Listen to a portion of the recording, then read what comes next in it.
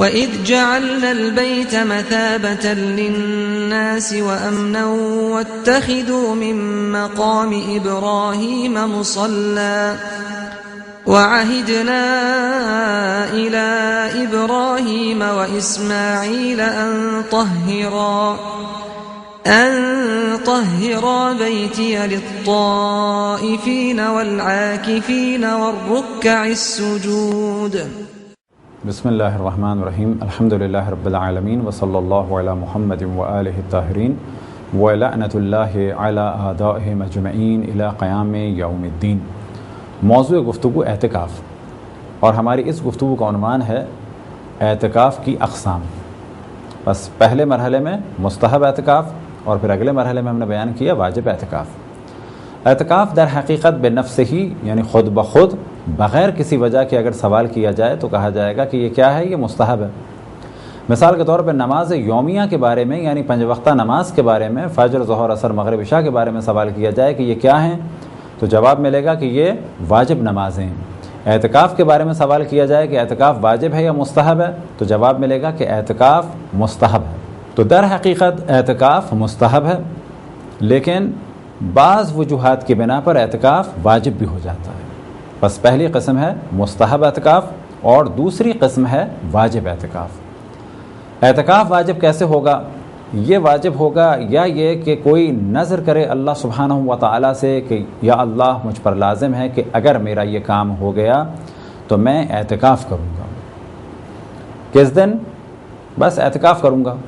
کتنے دن کا؟ یہ بھی نہیں کہا، بس یہ نیت کی، نذر کی کہ میں اعتکاف کروں گا. بس اس پہ لازم ہے کہ زندگی میں کبھی بھی 3 دن کا اعتکاف کرے گا. وجہ کیا ہے 3 دن؟ کیونکہ کم سے کم مدت 3 دن ہے. اور جب اس نے کہا کہ میں اعتکاف کروں گا تو اس کے معنی یہ ہے کہ ایک اس کو اعتکاف کرنا ہے، ایک اعتکاف کم سے کم 3 دن کا ہے. تو یہ اعتکاف اس پر واجب ہوگا.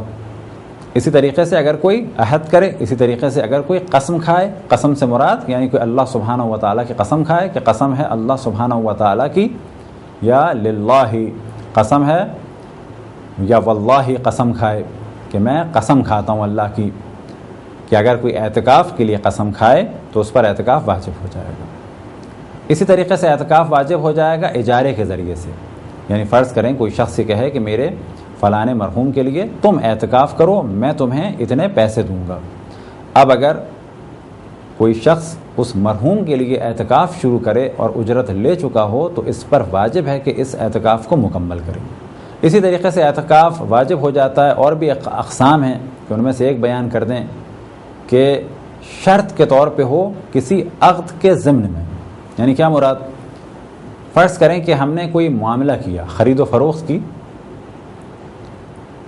فرض کریں کہ ہم نے کسی کو گھر دیا اور کہا کہ اس گھر کی قیمت یہ ہے، 20 لاکھ کا گھر ہے یا 50 لاکھ کا گھر ہے. تو ہم نے اس سے کہا کہ اس گھر کی قیمت یہ ہے کہ تم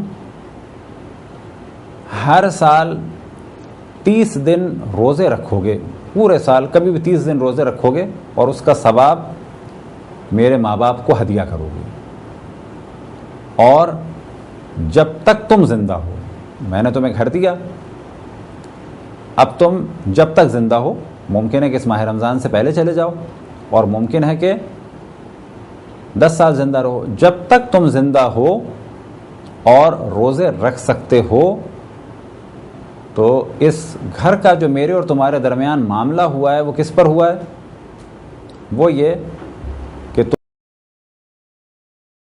تم 3 دن کا یا 4 دن کا یا جو بھی معین ہو اعتکاف کرو گے.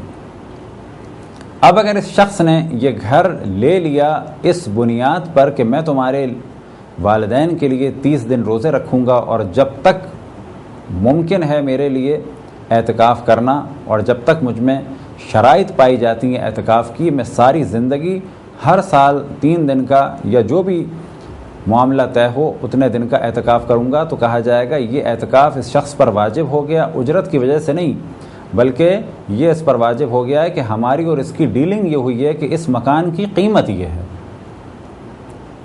تو یہ اعتکاف اس پر واجب ہو جائے گا. ہر سال اس پر واجب ہے کہ ماہ رمضان میں 3 دن اعتکاف کرے، یا جو بھی ڈیٹ مکان جس نے دیا ہے اسے اور اس سے ڈیمانڈ کی اعتکاف کی اور اس نے اس معاملے کو قبول کیا ہے تو اس پر واجب ہو جائے. تو یہ تھی چند اقسام واجب اعتکاف کی. خداوند تبارک و تعالیٰ سے دعا ہے کہ بحق محمد و آل محمد ہمیں اپنے رسول اپنی حجتوں خصوصاً امام زمان علیہ الصلوۃ والسلام کی معرفت اور اطاعت کی توفیق عطا فرمائے. وصلی اللہ علی محمد و آلہ الطاہرین.